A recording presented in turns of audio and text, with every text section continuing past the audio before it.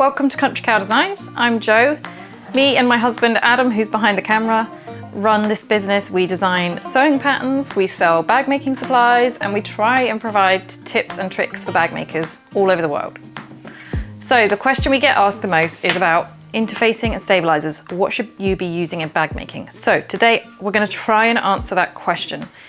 A lot of this is to do with trial and error and finding what you like, because everybody likes their bags slightly different, and it also depends what fabrics you're using.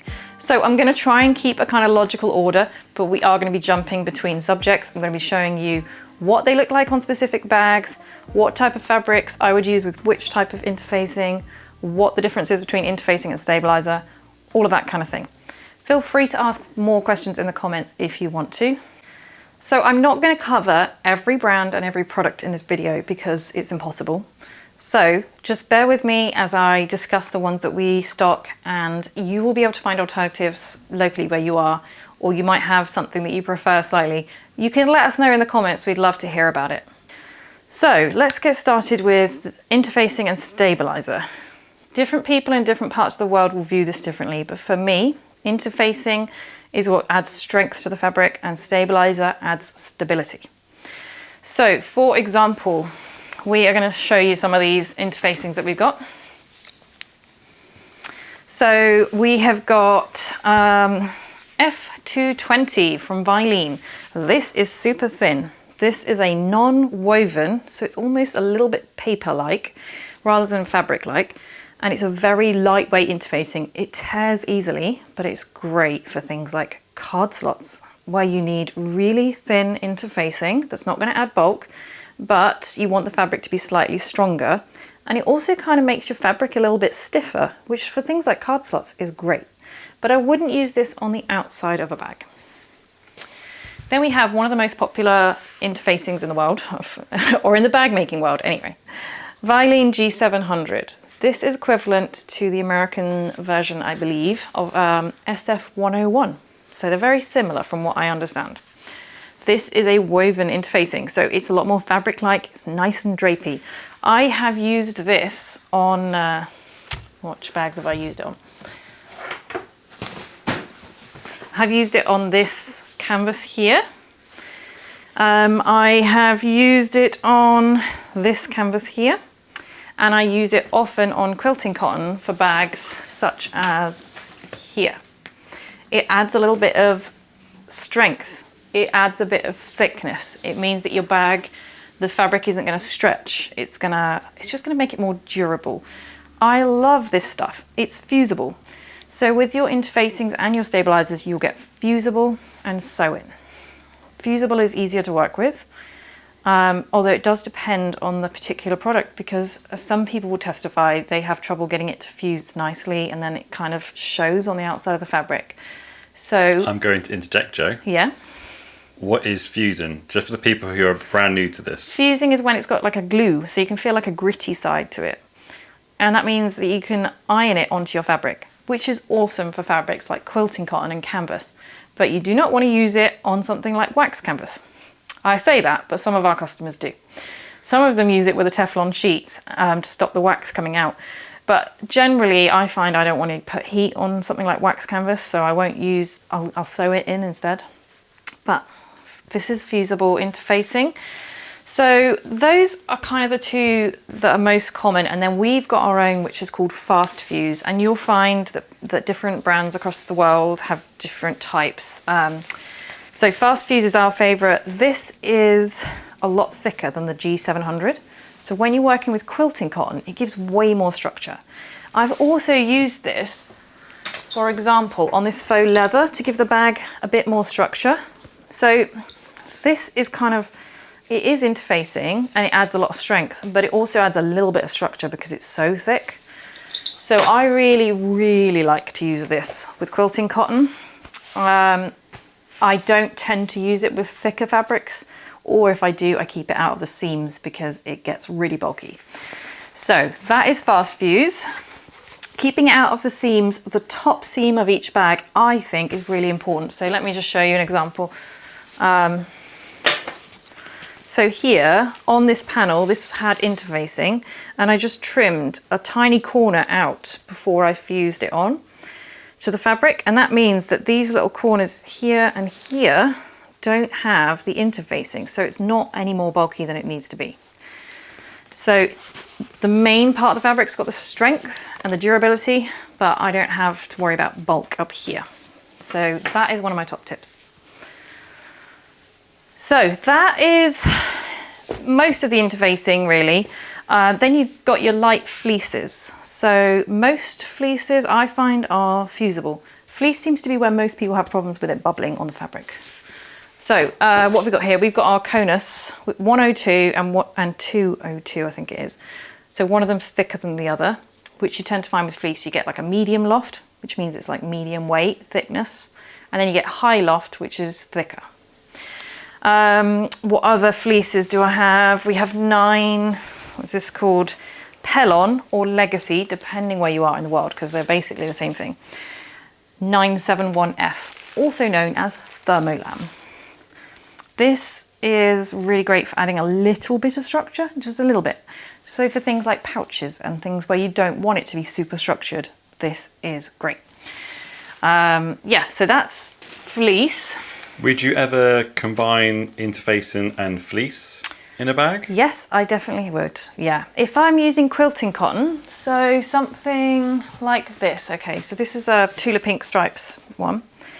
It's quite thin quilting cotton. If you've used quilting cotton before, you know it's quite thin. And if you're wanting to make a bag that's going to, like, you know, stand the test of time, the fabric is going to need some kind of interfacing for the strength and durability, but then I also will add the fleece or the stabilizer for structure.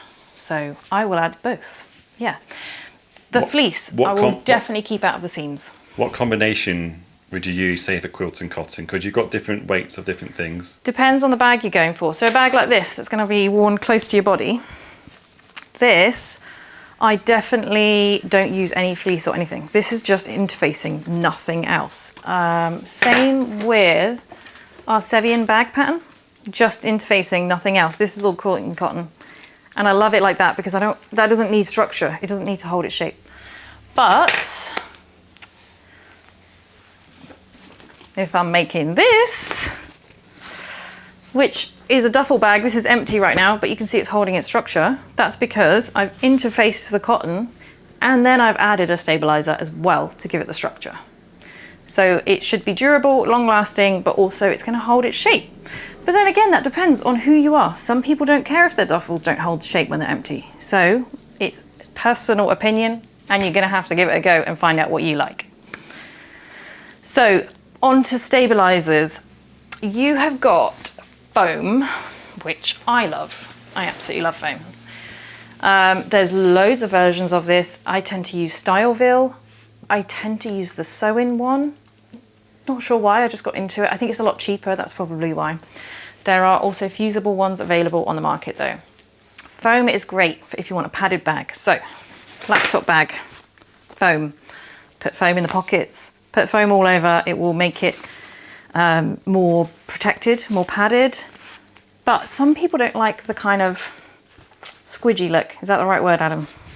Squidgy, puffy. Yeah, puffy. Yeah. Some people don't like foam at all because they don't like the puffy look. I love it. I'm one of those people. I'm not a foam fan personally. You're not a foam fan? No. I love foam. Okay, here's another bag made with foam. Look at the size of this bag, right? And it's empty and it's holding its shape because it's made of foam.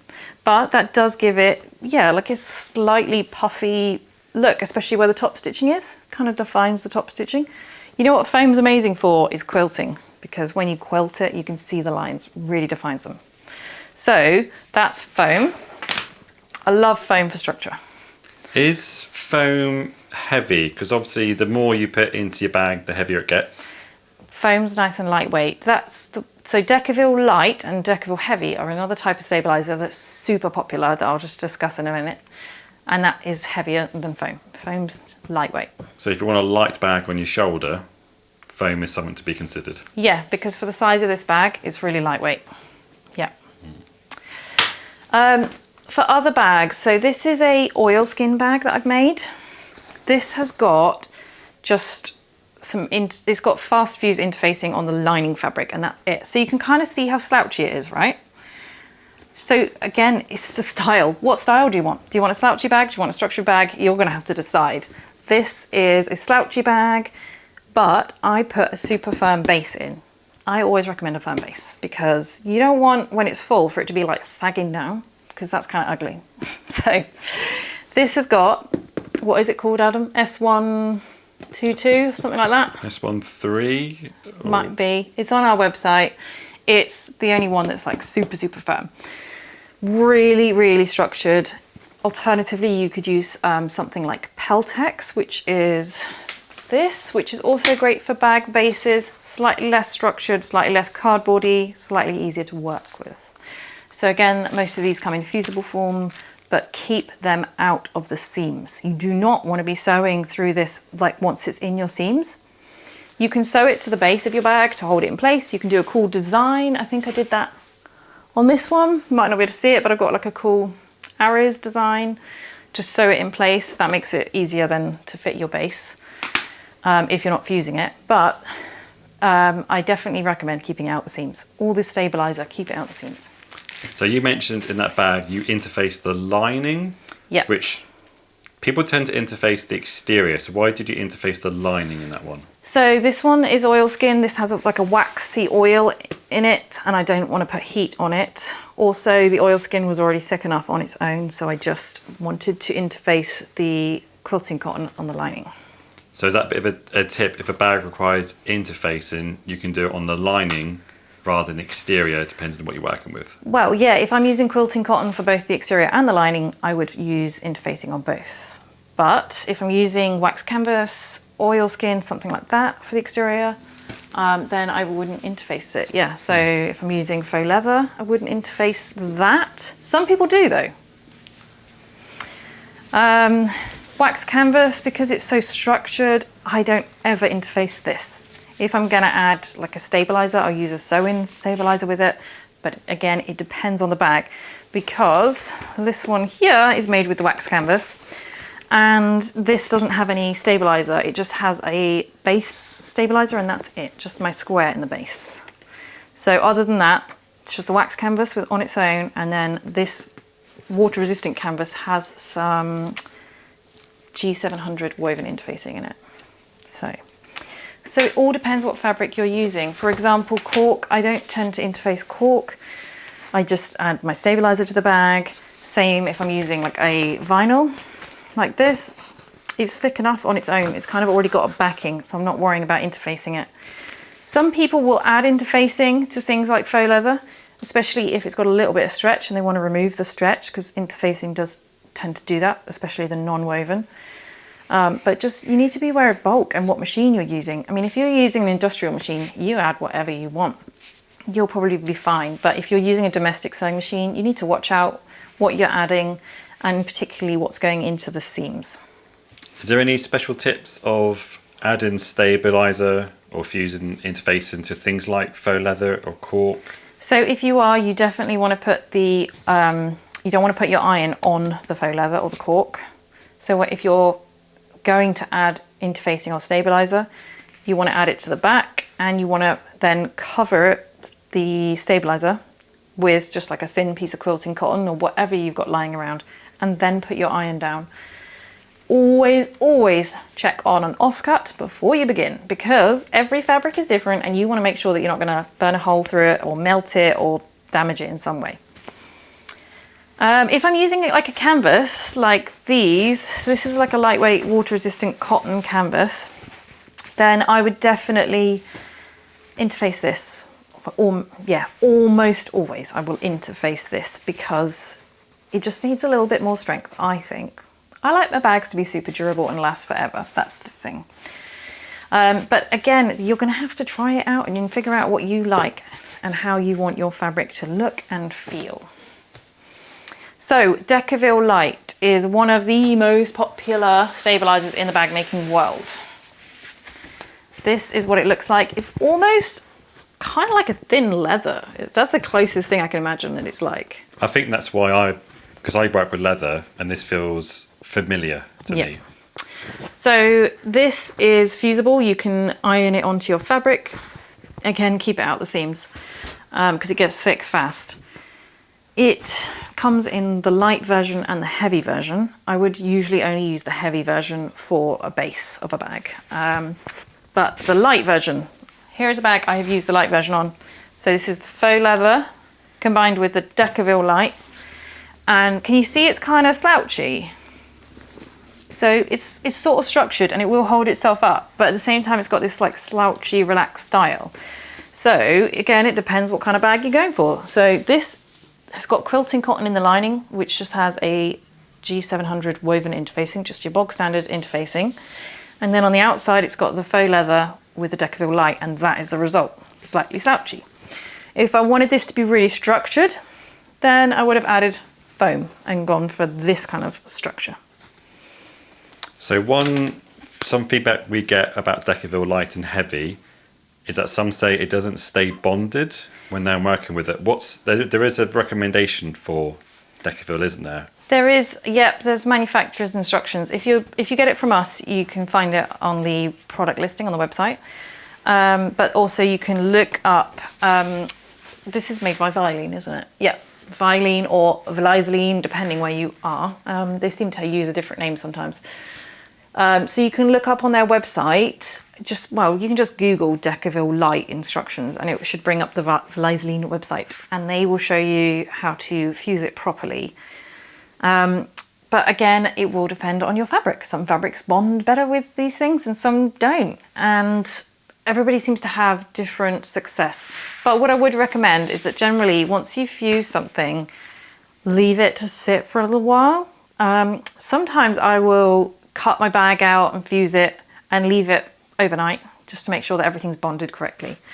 So yeah, that is something to watch out for.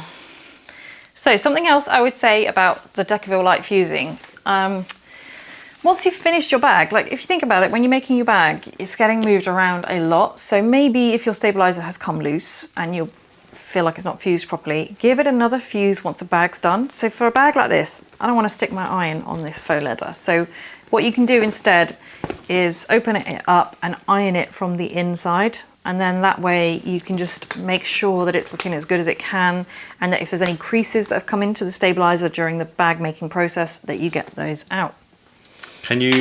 What happens if it's a canvas or quilting cotton exterior? Because you can iron that. How would you do that? I would shove a towel in to fill out the bag. So I'd like pack it out. So like for this, I'd pack it out and then I'd iron it. Just make sure that your hand isn't, on the other side. But yeah, that way you can iron it much more effectively. So this, I just wanted to show you, is an example of wax canvas. So this is wax canvas on the outside and just the water resistant canvas on the inside. This has no stabilizer. All it has is a little bit of interfacing on the lining, and yeah, it's really structured, and that's because it's wax canvas. Wax canvas, this is our wax canvas anyway. They come in varying types and varying amounts of structure, but the stuff we stock is really structured, so you do end up with like a really structured bag without any interfacing on it and without any stabilizer in the bag. So if you want to go for like a more affordable way of avoiding using stabilizer and that sort of thing, then check out wax canvas for sure. Okay, so next what I wanted to say is things like Peltex. So Peltex is this slightly cardboardy type one. I don't often use it like in the main part of a bag, but I do in this pattern. This is the Miyoko. So you can see it's like really structured, really holds its shape. Like completely holds its shape all the time when it's empty. This has got Peltex on the main panels. So it's rare that we do that, but I like the way it is. I like a structured bag, but other people like slouchy bags. So again, you're gonna have to figure out what you want out of your bag. Some might be wondering, if it's that structured with Peltex, how on earth do you turn it out? What's unique about the Miyoko? So yes, that's a really good point. If you're using something like Peltex as a stabilizer and it's really structured, turning your bag out through the pocket or the base is going to be a nightmare. So instead, for this pattern, we do a drop-in lining. So that way you create the exterior, you create the lining, you like fold down and sew the top of both, and then you put the lining in and sew it. So a drop-in lining is great if you've got like a super structured bag. Really highly recommend that. Okay, so there's just one more foam bag I want to show you. So this is the Caitlin bag by Kando Crafts, and this one I made with foam. So I think this one gives a bit more like the puffy look that you can see, which I love. Some people don't. So it gives a really different look with foam, but foam I really enjoy. I sew it in and then I just trim it out of the top corners so that the top corners don't have it in, you know, so it's not as bulky, and I think it's really easy to use. So if you've not tried foam, give it a go. So something else that has been recommended to us and that we've done in the shop is this little thing. This is an interfacing and stabilizer sample book. So we took the same fabric and we fused it to all of the different types of interfacing and stabilizers so that we can feel how structured the fabric is and what it's like. This is great for customers to be able to see like what the difference is between each one. So if you've got some at home, you can just do this and then you can see the effect that it has on the fabric before you get started on your bag. So we have little stabilizer sample packs that have little pieces of all the different stabilizers we stock and interfacing, and they're really helpful. And then if you wanted to, you could create yourself a little mini version of this so that you can see the effect that it has on each piece of fabric. So one last tip I want to give is block fusing. So if you've not tried it before, block fusing is where you grab your interfacing and then you grab your fabric, and before you do anything, you fuse the fabric to the interfacing. So the benefits of this are any shrinkage happens while you're fusing it, because if you cut out your fabric and then you cut out your interfacing and then you fuse them, your pattern pieces will end up very slightly smaller than when they started. You'll also likely end up with twice the amount of cutting to do, and your iron will end up with little bits of glue from the edges and all these sorts of things.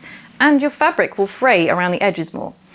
So block fusing is amazing, and I know some people really don't like it because they feel there's a lot of waste, but there doesn't have to be. What you can do is lay out your fabric, place your pattern pieces on top, figure out exactly what needs to be cut out. Then you just cut the piece of fabric you need. So you don't necessarily fuse all of this. You realize you only need half, so you cut half, fuse it to the interfacing, and then cut out your pattern pieces from the fabric that's already fused. It means the edges won't fray, and it means that the shrinkage isn't something that you have to worry about, and you're only gonna have to cut it out once, which is gonna save you tons of time. So block fusing is my absolute favorite recommendation. If you haven't tried it, give it a go. So I think that's everything I wanted to cover, but please do comment below with your favorite interfacing, your favorite stabilizers, your favorite tips. Let us know so that everybody can kind of share their tips. This is very much a case of everybody has their favorites, everybody has different things that they like. There's hundreds of different types and brands, and everything's very slightly different, and things in the UK will be different to Australia and different to America and different to South Africa and so on. So it is a case of trying what you've got locally and giving it a go, and just trying new things. Don't be afraid to give stuff a go, because you might find your favorite product just around the corner and you might realize it's exactly what you've been wanting to use. So I think that's everything. Thank you so much for joining me for this video, and I hope you continue to love your bag making journey. Make sure that if you're not already in there, you join our Facebook group, Sewing with Country Cow Designs, where you can share the bags that you're making, and we love to see everything that you guys are creating. So have a great day. Bye.